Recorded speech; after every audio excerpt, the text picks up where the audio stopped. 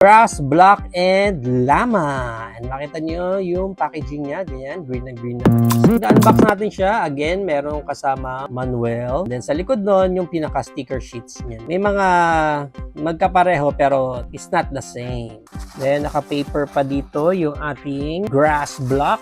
Then check natin yung details. Sticker ulit. Yung pinaka nakalagay dyan sa gitna. Tsura niyan. And then open natin. Andun yung ating llama.